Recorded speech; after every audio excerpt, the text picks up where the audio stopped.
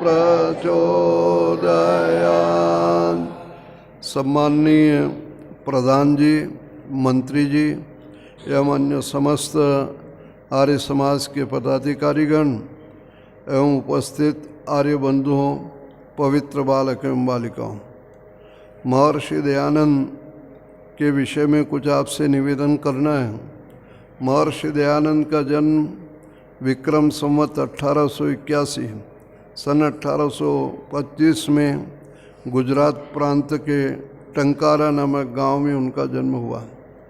उनके पिता का नाम करसनजी तिवारी था। वो शिव के भक्त थे, शिव संप्रदाय के मानने वाले थे। बचपन का नाम स्वामी दयानंद का मूल शंकर था। जिस समय मूल शंकर 14 वर्ष की आयु उनकी थी, उस समय उनके पिता ने उनसे शिवरात्रि के दिन व्रत रखने का विशेष आग्रह किया और शिव के महिमा के विषय में जो पुराणों में लिखा उसको सुनाते रहे। और उपवास करने के लिए विशेष रूप से बालक मूल शंकर से जब आग्रह किया, वो अपने पिता के साथ गांव का जो मंदिर था वहाँ पर गए। गांव के अनेक शिव के भक्त थे, वो सब लोग वहाँ पर गए पूजा के लिए, और कुछ लोग पूजा करके अपने अपने घरों को आते रहे। मूल शंकर के पिता करसनजी तिवारी शिव के बड़े भक्त थे। वो रात्रि में वहीं रहे। दिन भर वो शिव की महिमा का गुणगान करते रहे कि शिव ने राक्षसों को मारा है, दुष्टों का संहार किया है। बालक मूल शंकर, जिसकी आयु लगभग 14 वर्ष की थी, वह जो है जागते रहे कि आज भगवान शंकर की महिमा सुनी है। और पिताजी ने सारा बतलाया। रात में देखते हैं भगवान शंकर जो है किस प्रकार से दुष्टों का संहार करते रहे, और वो बड़ी जो है श्रद्धा से शिव की मूर्ति को देखते रहे। जब मंदिर का वातावरण शांत हो गया, उनके पिता को भी आंख लगने लगी लगभग 12 बजे के आसपास, और बालक मूल शंकर जो है बड़ी एकाग्रता से जो है शिव की मूर्ति को देख रहे थे। थोड़ी देर के अंदर क्या होता है कि मंदिर का वातावरण शांत होता है तो कुछ चूहे निकल आते हैं और शिव की मूर्ति के ऊपर जो प्रसाद चढ़ा हुआ था उस प्रसाद को खाने लगे और उछल कूद करने लगे। जब उन्होंने चूहों को इस प्रकार से मूर्ति के ऊपर उछल कूद करते हुए और मिठाई को खाते हुए देखा तो उनसे रहा नहीं गया, और उन्होंने अपने पिता को उठाया और कहा कि पिताजी, आप तो कहते थे कि भगवान शंकर दुष्टों का नाश करते हैं और ये तो चूहे को ही भगा नहीं पा रहे हैं। पिता के लिए भी उत्तर देना बड़ा जो है वो कठिन सा उनको लगा, लेकिन वो कहते कि बेटा, जिस शिव की, जिस शंकर की मैं कथा तुम्हें सुनाता रहा पुराणों की दिन भर, वो शंकर तो कैलाश में रहता है, हिमालय में रहता है। ये तो शंकर की प्रतिमा है, शिव की प्रतिमा है, मूर्ति है, इसलिए चूहे को नहीं भगा पा रही है। मूल शंकर ने निश्चय कर लिया, तब तो हम सच्चे शिव के जो कैलाश और हिमालय में रहता उसी के दर्शन करेंगे, इस जड़ पूजा से क्या फ़ायदा। वो पिता से आग्रह करने लगे कि मुझे नींद आ रही, मुझे घर जाना है। उन्होंने अपने रक्षक जो उनके थे, सेवक जो थे, उनके साथ मूल शंकर को घर भेज दिया। मूल शंकर घर पर आए और माँ से कहने लगे मुझे बहुत भूख लग रही है और मुझे नींद आ रही है। तो उनकी माँ ने कहा कि मैं तो पहले ही तेरे से कह रही थी कि तू भूखा मत रहे, व्रत तेरे से रखा नहीं जाएगा। तो है तुमने जो है पिता का कहना माना, मेरी बात नहीं मानी। चलो, तो माँ ने उसको भोजन करा दिया मूल शंकर ने, और भोजन करने के बाद मूल शंकर सो गए। प्रातःकाल जब उनके पिता आए, उनको पता लगा है कि मूल शंकर ने व्रत तोड़ दिया है, भोजन कर लिया है। उन्होंने बहुत गुस्सा किया, माँ पर भी किया और मूल शंकर के ऊपर भी किया। तो क्योंकि मूल शंकर के मन से मूर्ति पूजा निकल चुकी थी, उनके मन में आ गया था कि मुझे तो सच्चे शिव के दर्शन करना है। उसके पश्चात 2 साल के बाद क्या हुआ कि उनकी बहन की मृत्यु हो गई हैजे से।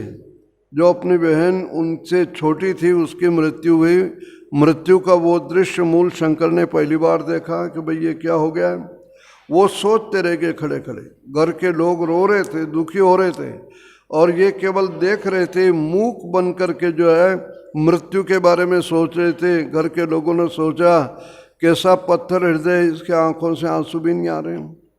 फिर वो घटना घटी। उसके बाद 3 साल के बाद मूल शंकर के चाचा थे, काका थे, जो उनको बहुत प्यार करते थे और उनकी भी मृत्यु हो गई। उस समय जो है मूल शंकर बहुत फूट फूट करके रोए, उनकी आंखें सूज गई और इस चीज़ का उनके मन में भाव जागृत हो गए कि मौत मेरी भी आएगी, मौत से बचने का कोई उपाय हो सकता है। लोगों से पूछने लगे, चर्चा होने लगी। तब किसी ने कहा कि मौत से आप बच सकते हो योगाभ्यास करने से।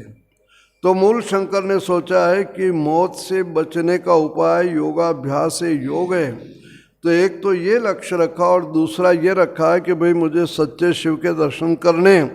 वो पिता से आग्रह करने लगे कि मुझे काशी भेज दो पढ़ने के लिए, मुझे और शास्त्र पढ़ने। तो पिता को लगा और माँ को लगा कि लड़का दूर चला जाएगा, कहीं हमारे हाथ से न निकल जाए। तब फिर उन्होंने जो है आग्रह किया इस बात को लेकर के कि पड़ोस के गांव में कोई संस्कृत का विद्वान रहता है, मुझे वहाँ जो है ये शास्त्र आदि पढ़ने के लिए वहाँ भेज दीजिए। वहाँ वो जाते रहे और लोगों से जो है इसके बारे में, माने योग के बारे में, सच्चे शिव के बारे में जो वो चर्चाएं करते रहे, पूछते रहे। उनके पिता को जब ये पता लगा कि लड़का इस प्रकार की चर्चा कर रहा है तो कहीं ऐसा नहीं हो कि घर से निकल जाए, इसलिए उन्होंने उनके विवाह करने की योजना बना ली, रिश्ता भी कर दिया। और रिश्ता करने का परिणाम हुआ कि विवाह की तिथि भी निश्चित हो गई। जब मूल शंकर को ये पता लगा कि भाई शादी विवाह हो जाएगा, उसके बाद मैं अपने दोनों लक्ष्यों से छूट जाऊंगा, न तो सच्चे शिव के दर्शन कर पाऊंगा और न मैं मृत्यु से बचने का उपाय योग कर पाऊंगा। तो ऐसी स्थिति में मूल शंकर जो है विचारों के अंदर खोए हुए रहते थे। एक दिन यानी 1845 के अंदर जब उनकी 21 वर्ष की अवस्था थी, 22 वर्ष में प्रारंभ होने वाले थे, वो घर छोड़ करके चल दिए बिना माँ बाप को बताए।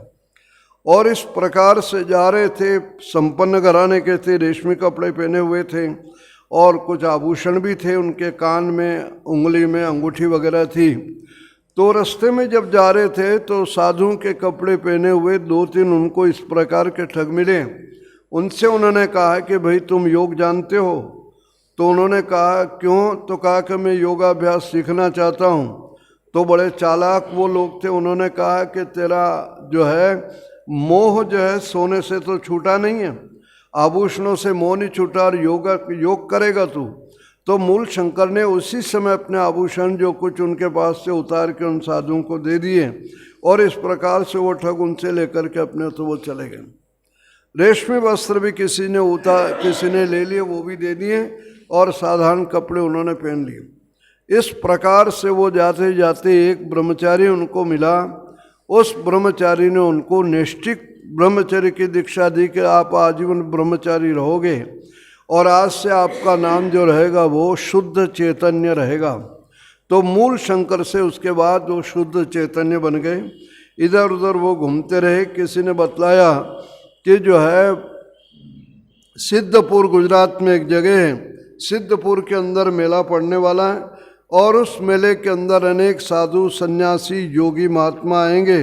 वहाँ जो है किससे योगाभ्यास सीखने का अवसर मिल सकता है। तो शुद्ध चैतन्य माने मूल शंकर जो है सिद्धपुर की ओर जा रहे हैं मेले के अंदर।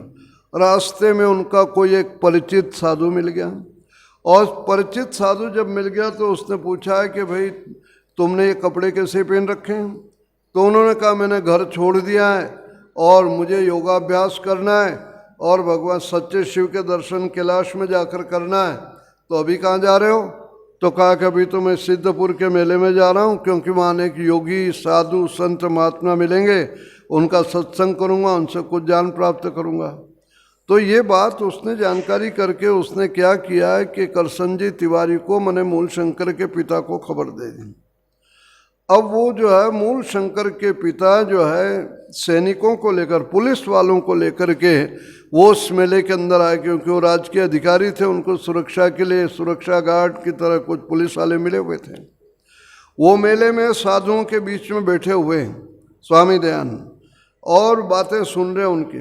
उनके पिता ने उनको देख लिया, देख करके इतना गुस्सा किया, उनके कपड़े फाड़ डाले, एक तुम्बा था जो साधुओं के पास रहता उसको फोड़ डाला और बहुत कुछ भला बुरा कहा।